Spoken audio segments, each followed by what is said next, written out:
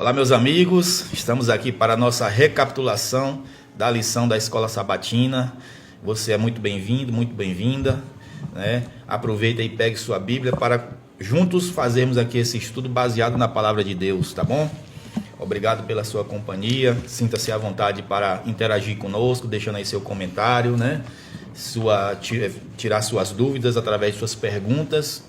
De repente você quer fazer um pedido de oração, sinta-se à vontade também, porque iremos aqui, né, ver cada pedido, cada pergunta, cada comentário e responder de acordo com a nossa possibilidade, tá bom? Então, mais uma vez, seja muito bem-vindo e muito bem-vinda. Hoje iremos fazer a recapitulação da lição número 8. A lição número 8, o título é A Aliança do Sinai. Então, nós já estudamos aí ao longo do trimestre, desde quando Deus ele aparece ali para Moisés e ele chama Moisés para, através de Moisés, fazer o povo sair da escravidão do Egito. Agora nós pegamos aí essa caminhada do povo de Israel do Egito até o Monte Sinai. É o que nós iremos estudar hoje, né? Fazer a recapitulação, onde o povo se acampou ali aos pés do Monte Sinai, e ali Deus vai aparecer para Moisés e também para o povo e entregar para o povo a lei, o decálogo, né? Os 10 mandamentos. Então eu acredito que esse estudo de hoje será muito proveitoso para cada um de nós. E hoje, para fazermos essa recapitulação, como sempre, meu querido irmão Wagner. Prazer estar com vocês aqui. Pedir para vocês poderem comentar, compartilhar, curtir, né, os nossos vídeos, que isso aumenta o engajamento para o YouTube. Vai ver que é um assunto interessante, né, o qual nós estamos fazendo, e vai estar passando para mais pessoas. E dizer que vocês estejam orando por nós também, né, da mesma forma que estamos orando por vocês, a oração por nós, porque a gente precisa cada dia mais da bênção do Espírito Santo para poder estar esmiuçando aqui a palavra dele, né? E passando aqui para vocês.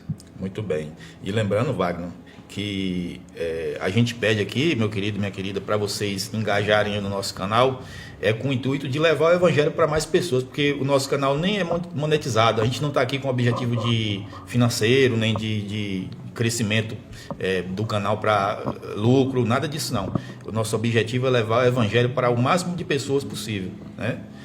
O irmão Messias. Bom dia, feliz sábado a todos. Estamos aqui nessa jornada. Da mesma forma que os israelitas saíram lá do Egito, a gente está nessa jornada aqui também. Exato. Saindo do Egito desse mundo, indo em direção à Nova Jerusalém, a Canaã Celestial, e vocês estão convidados, viu?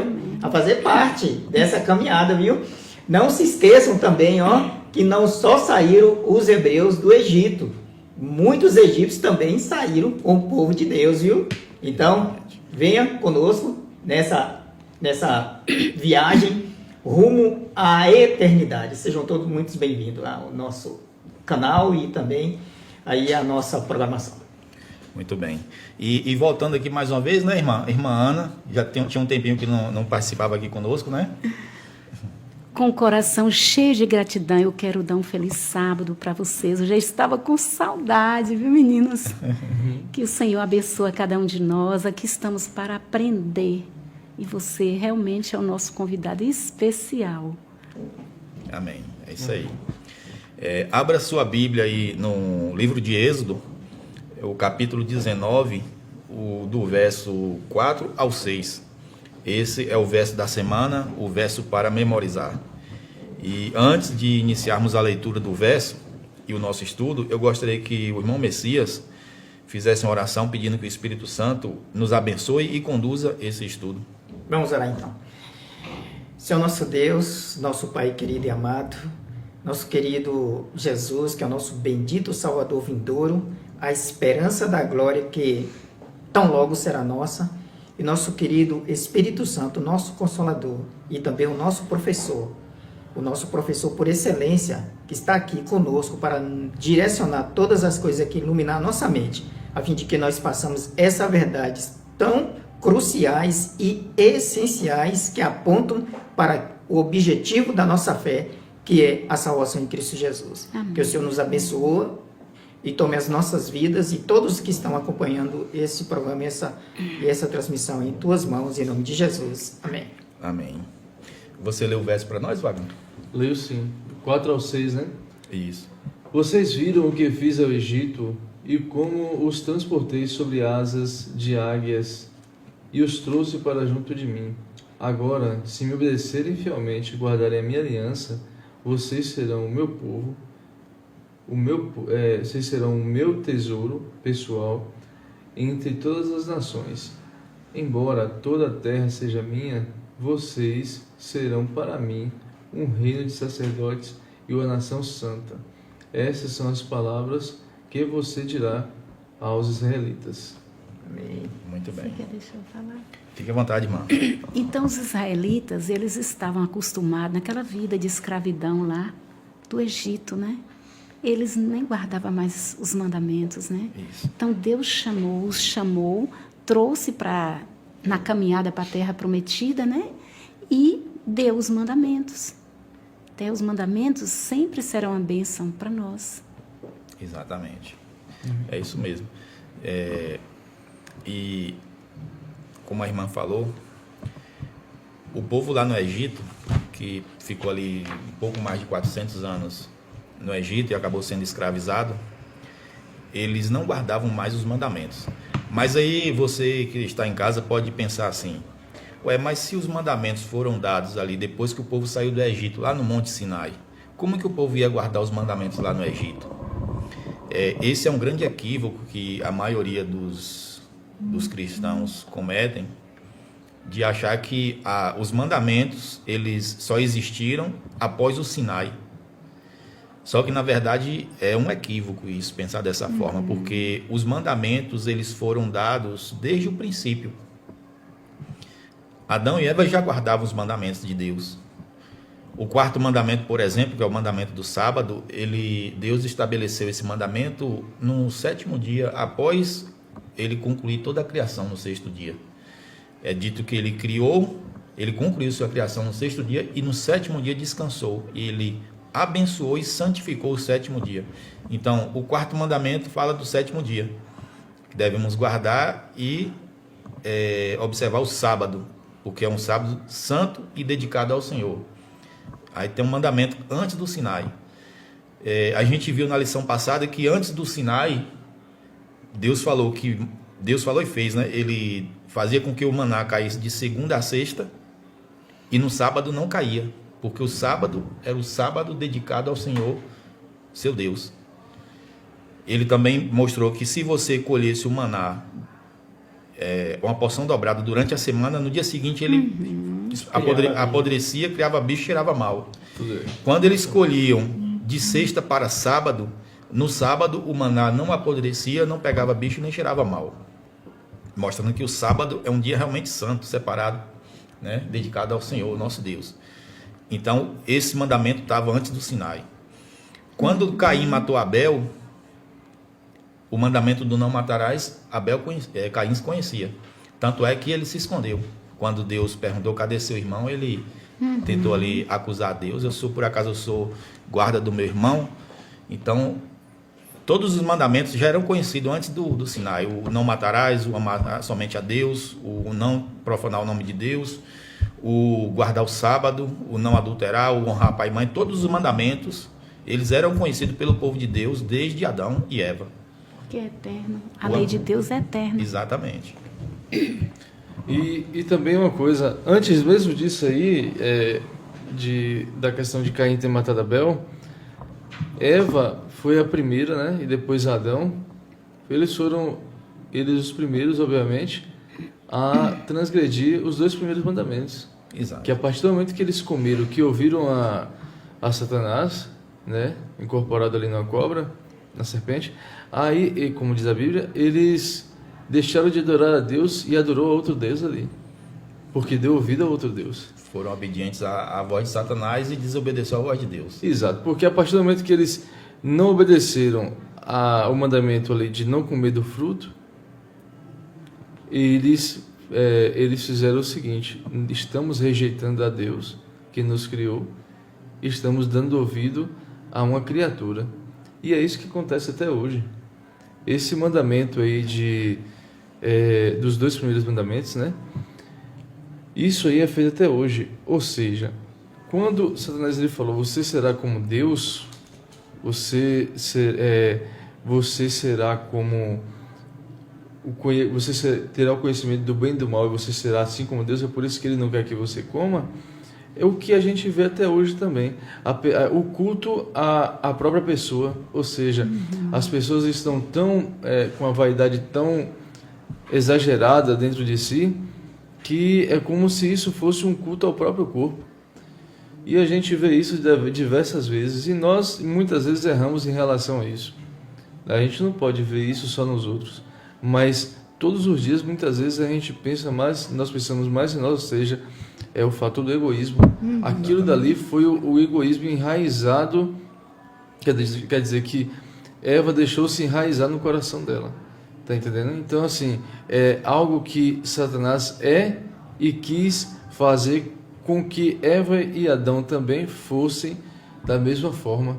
Ou seja, Satanás, Ellen White fala em Desejado de todas as nações ou História da Redenção. Meus irmãos, vocês me perdoem porque eu confundo, né?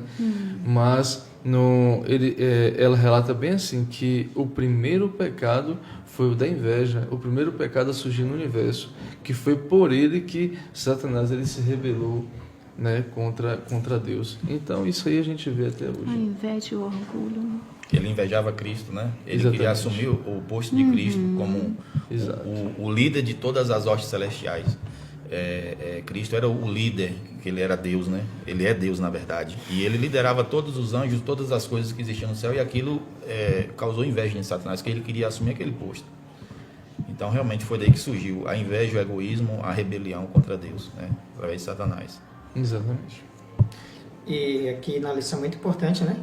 A gente dizendo assim, aqui essa parte de sábado, para onde Deus levou os israelitas depois de libertá-los, né? Exatamente. Que muita gente pensa assim, né? Que eles saíram do Egito e eles foram para o deserto, foi caminhando para o deserto, mas não foi exatamente isso. Talvez você responda para o deserto e depois para a terra prometida. Mesmo que essa resposta esteja correta quanto à geografia, ela está errada quanto à teologia. Isso é muito importante. Exatamente. Né? Geograficamente, sim, mas teologicamente, não. Deus respondeu, vocês viram o que fiz aos egípcios, e levei vocês sobre asas de águia e os trouxe para perto de mim. Está em Êxodo 19:4. Né? Resposta teológica à pergunta revela a prioridade e objetivos divinos. Ele, Deus, os levou para perto de si mesmo. Exatamente. Então, no primeiro momento, quando Deus libertou eles, Deus quis que eles fossem para perto de Deus.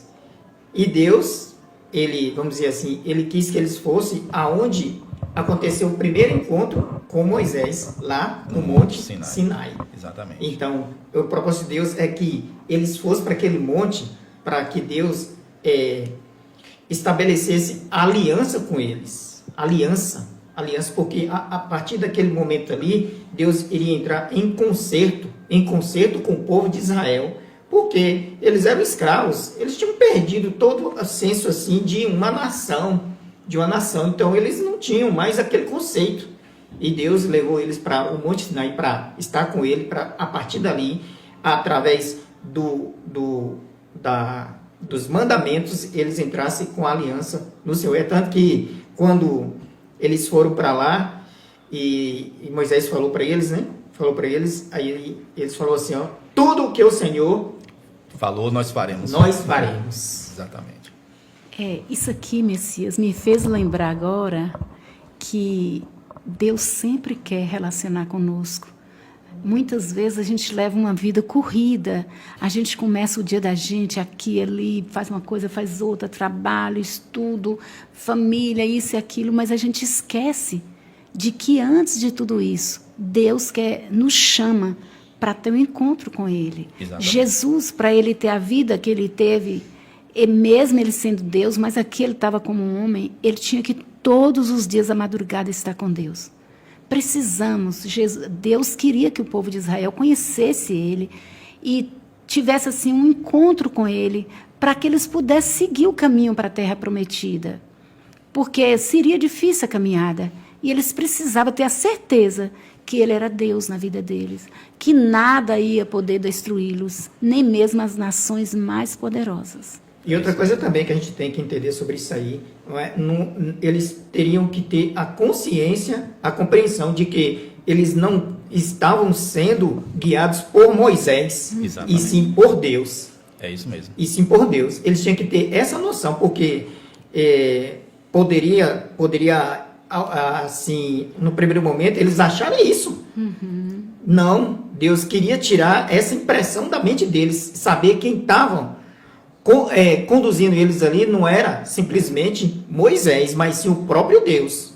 Então, por isso que era importante demais esse concerto que iria acontecer no Monte Sinai, para onde Deus os estava levando naquele primeiro momento. Exatamente.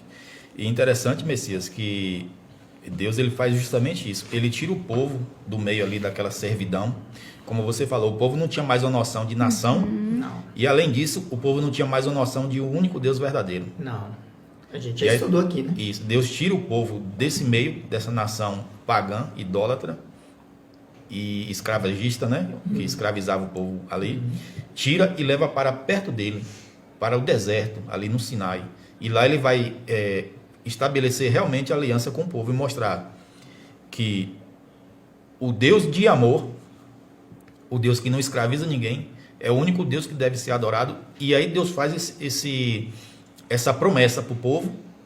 Uma promessa, ele promete ali algumas bênçãos para o povo, se o povo aceitasse a obedecer o único Deus verdadeiro. E como você falou, o povo em unanimidade afirmou que tudo aquilo que Deus falou, eles obedeceriam. Isso mostra para a gente que Deus não força ninguém, Deus não escraviza. Deus ele faz o convite, como a irmã falou, Jesus ele chama, vinde a mim. Deus chamou o povo para perto dele e ele esperou a resposta do povo, e o povo disse, aquilo que o Senhor falou, nós faremos. Agora, rapidamente aqui, irmã, uma observação.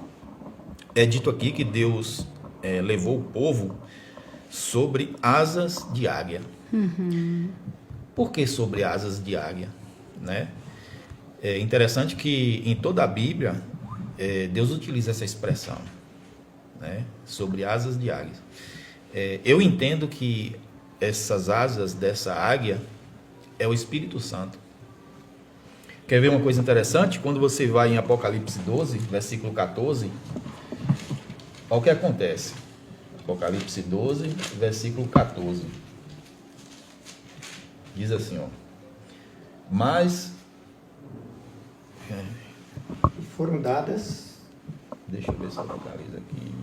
Mas foram dadas à mulher, no caso aqui é a igreja, 2 asas da grande águia, para que voasse para o deserto, para o seu lugar, aí onde é sustentada durante um tempo e metade de um tempo.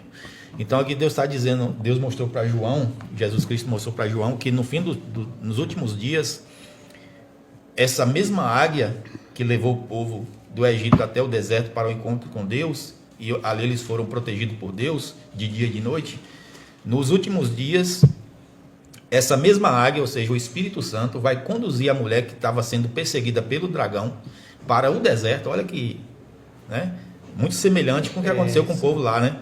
Para o deserto, onde seria sustentado durante um tempo, 2 tempos e metade de um tempo. Olha que interessante. E as figuras de linguagem são bem existe, parecidas. Jeremias usa isso, fala que Deus ele paira como a águia, paira no seu ninho, protegendo os seus filhotes. E tem outras, na própria criação, quando diz assim, o Espírito de Deus pairava sobre... Entendeu? Então, essa águia aqui é o Espírito Santo de Deus que conduz o seu povo nessa jornada. É o símbolo do Espírito, né? É tanto que o símbolo do Espírito Santo é uma pomba, né? Exatamente. Mas também uma águia, né? Aqui a Bíblia fala da águia, né? Exato. Sim, mesmo. Você vê aquele povo escravizado, né? Sofrido, o emocional todo arrasado, doente. Já tinha perdido a fé, não sabia nem que direção, né? Já tinha perdido sua própria identidade. E Deus resolve, né, com um amor tão grande, mostrar a eles que através das asas dele, né, ele está ali, trazendo eles para perto dele. Que coisa maravilhosa, que amor. Porque uma nação como aquela, quem gostaria de cuidar? Quando a pessoa está escravizada, que ela está violentada, que ela já perde o seu senso emocional, moral, quem é que quer cuidar? Deus foi muito mais que um psicólogo, um psiquiatra, foi o próprio Deus, um pai amoroso, né? É isso mesmo. Que mensagem poderosa. Serve de exemplo para todos nós, né? Uhum. E na parte de domingo, né?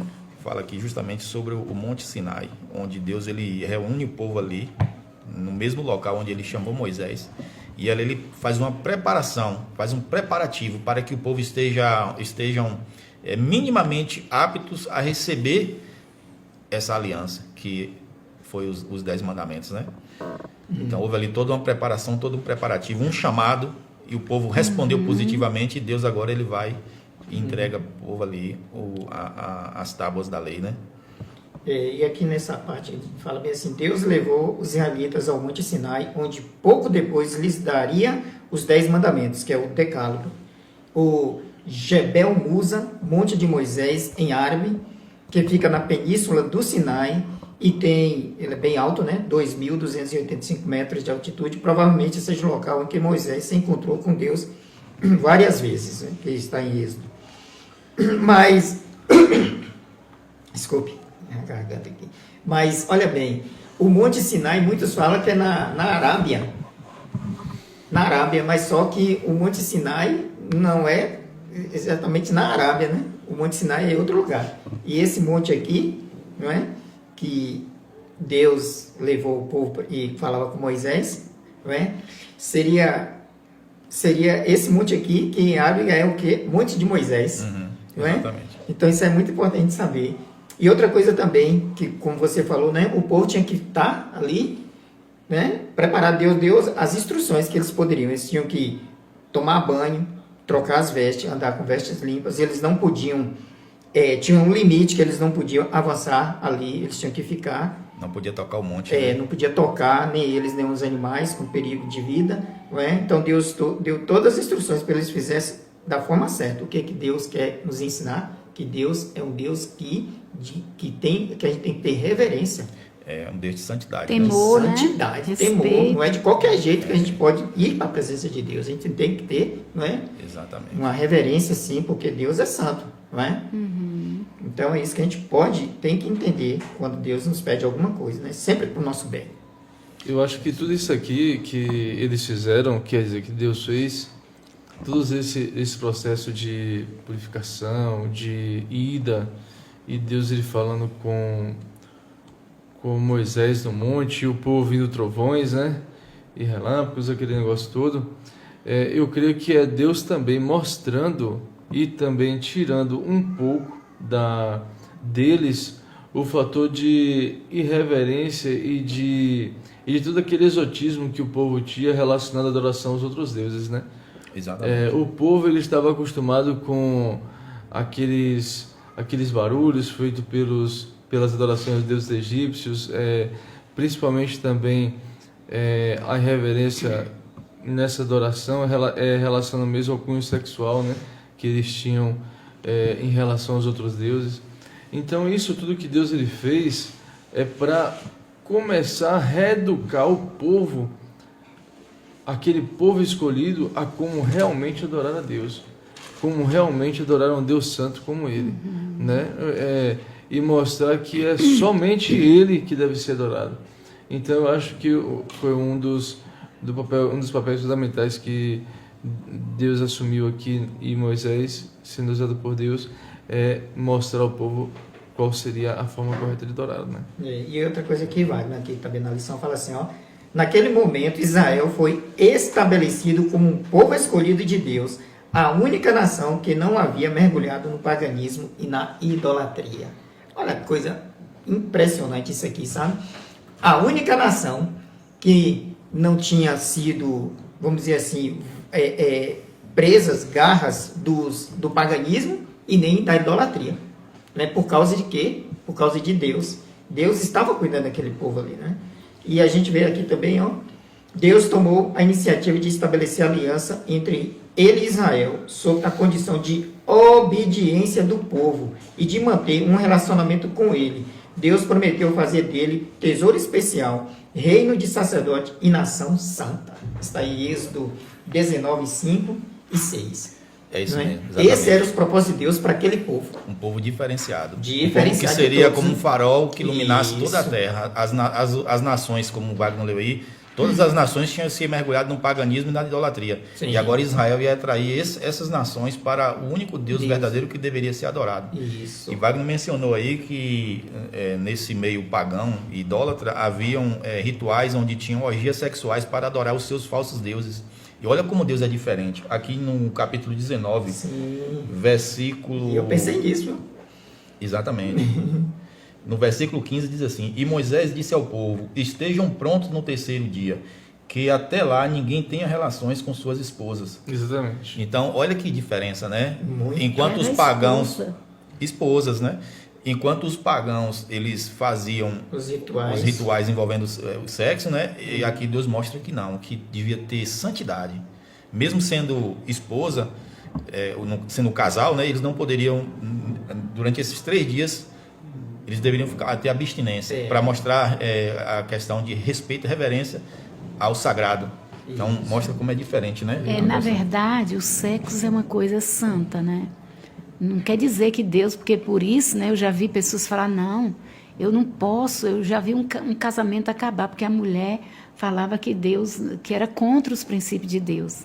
Perdeu o casamento por isso, não.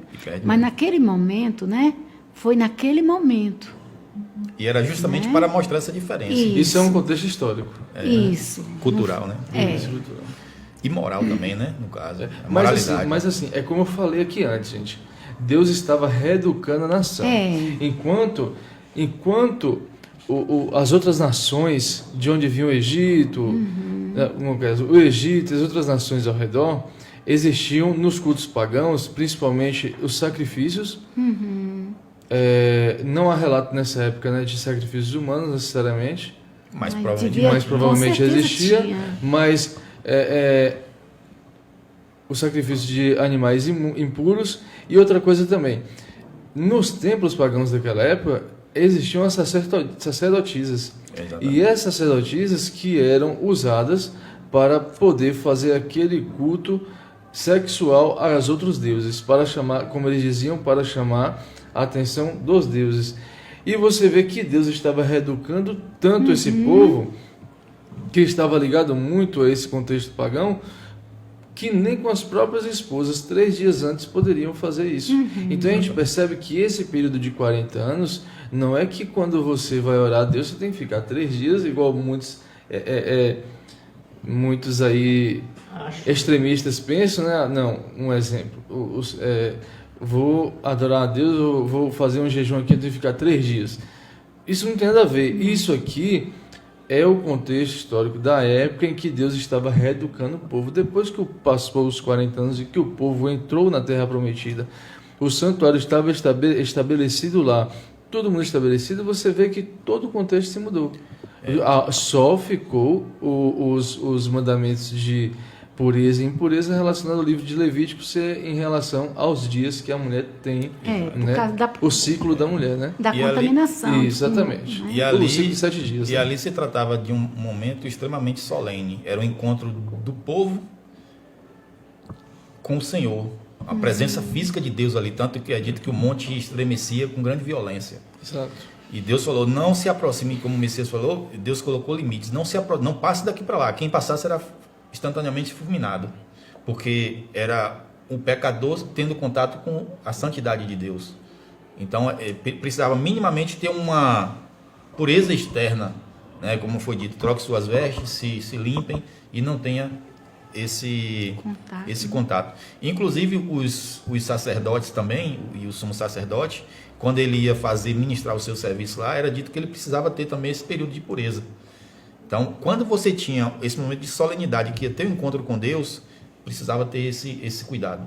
E qual era a solenidade ali? Deus estava entregando os 10 mandamentos, os 10 mandamentos é a expressão fiel do caráter de Deus. E Deus estava ali estabelecendo para que o povo fizesse essa aliança com ele, né? E aí agora vamos falar aí sobre realmente a lei de Deus, dos 10 mandamentos, né? Sim, e está em Êxodo 20, não é? Êxodo 20 já começa assim: então falou Deus todas estas palavras: eu sou o Senhor teu Deus, que te tirei da terra do Egito, da casa da servidão. Olha bem o que aconteceu aqui, não é? No primeiro momento, quando Deus começou a falar com o povo, né, porque ali no Monte Sinai, Deus ia falar com o povo. Seria uma, como diz, né, tem uma palavra, vinha falar, teofania, seria uma teofania. Sim. Eles iriam tanto ver, assim, a radiação da presença de Deus, não iam ver Deus, mas a radiação da presença de Deus e a voz de Deus. Exatamente. Uma teofania.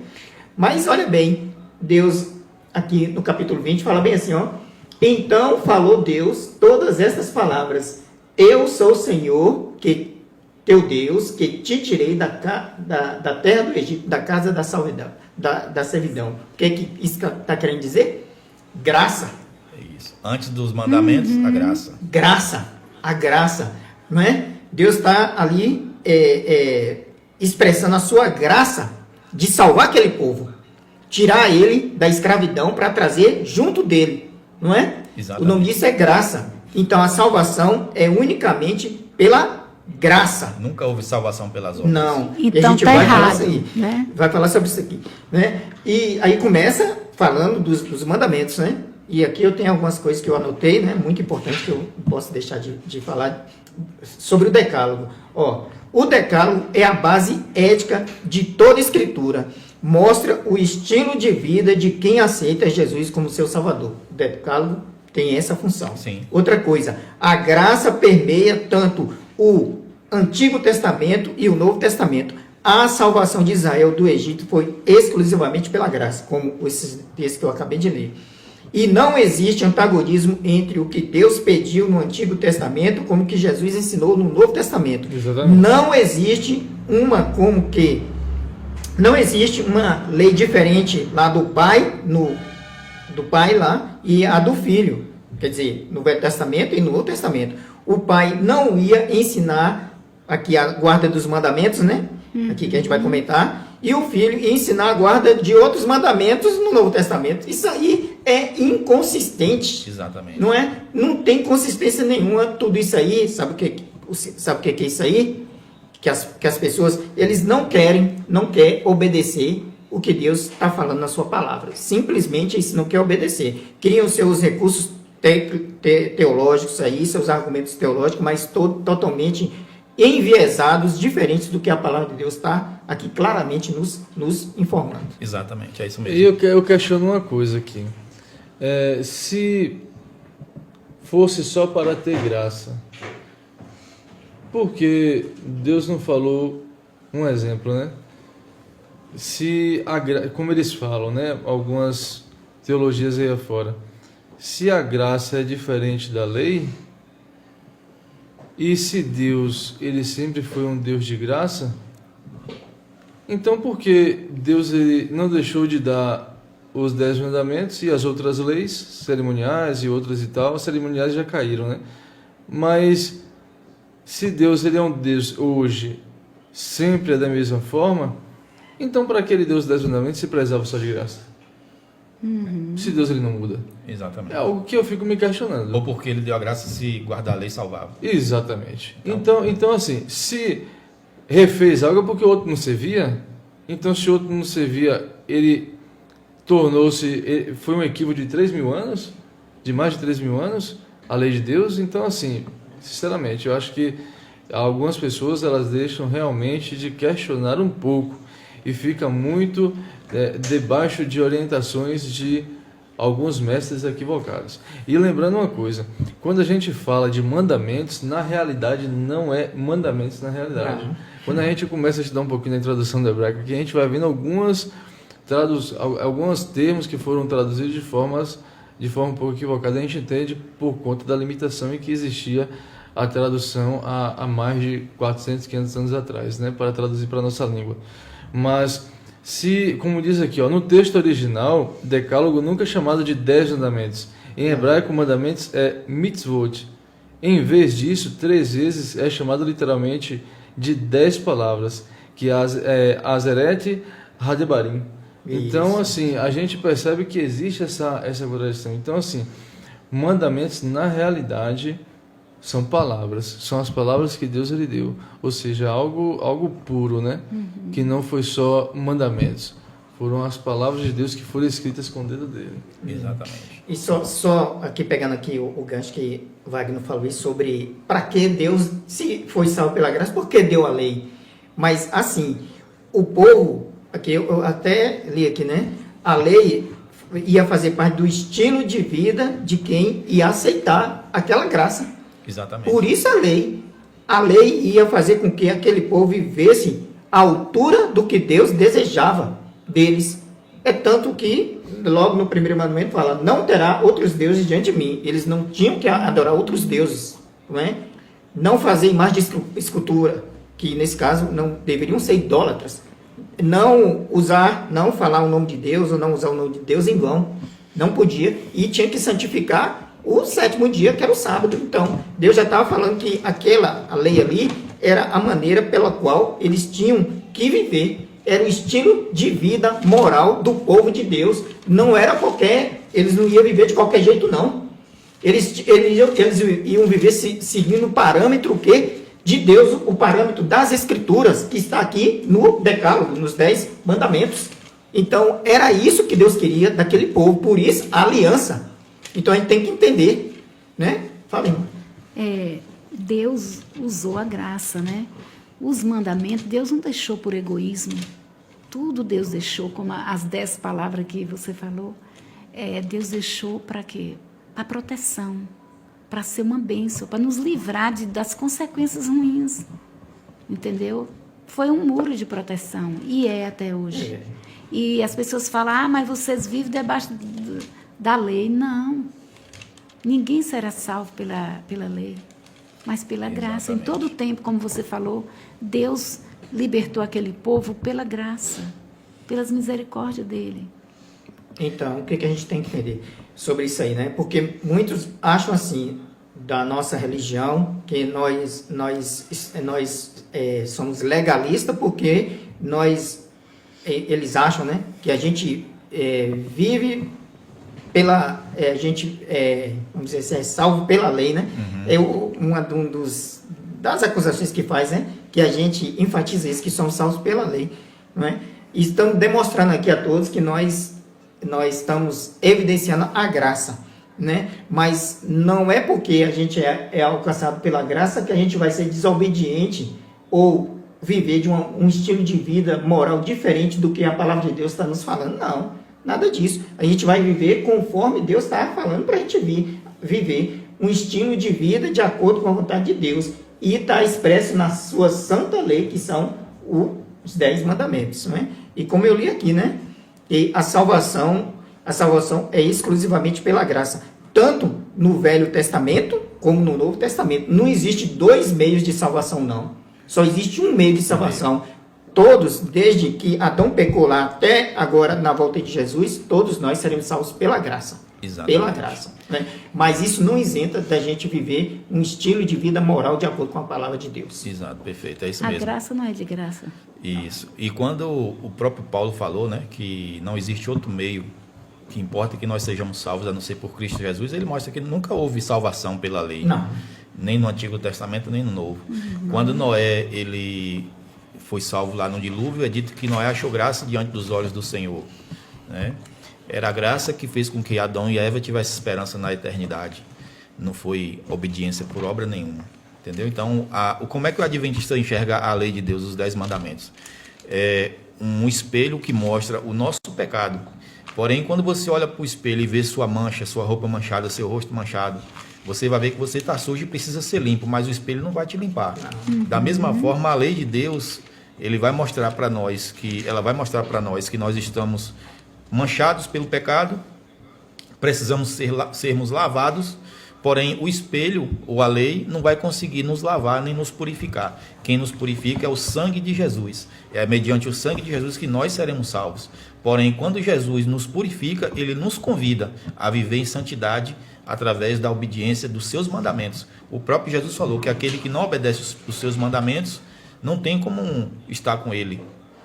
Ele disse: eu obedeci os mandamentos de meu Pai e vocês precisam obedecer os meus mandamentos. Então, a forma que os adventistas enxergam a lei de Deus, os 10 mandamentos, é dessa forma. Infelizmente, alguns cristãos, e principalmente evangélicos, eles acreditam que os 10 mandamentos, dos 10 mandamentos, apenas 9 estão válidos. Alguns afirmam que a lei foi abolida, mas qual lei que eles estão falando? O sábado, porque eles acreditam que deve honrar a Deus, deve honrar pai e mãe, deve adorar somente a Deus, não deve prestar culto a ídolos, não deve matar, não deve adulterar, mas só o sábado que foi abolido. E eles dizem: não, a lei foi abolida. Qual a lei? O sábado. E nós estamos vendo aqui que não, que toda a lei ela é perfeitamente vigente. Na lição passada eu falei que a lei é tão eterna quanto Deus. Por quê? Porque se a lei é a expressão do caráter de Deus e Deus é eterno, o caráter dele é imutável. Então a lei ela permanece eterna como o próprio Deus. E nós devemos sim obedecer os mandamentos de Deus, porque Ele que colocou para a gente ser obediente. A lei de Deus ela é dividida em 2 partes. Os primeiros 4 mandamentos mostram como devemos amar a Deus. É o amor vertical do homem para com Deus.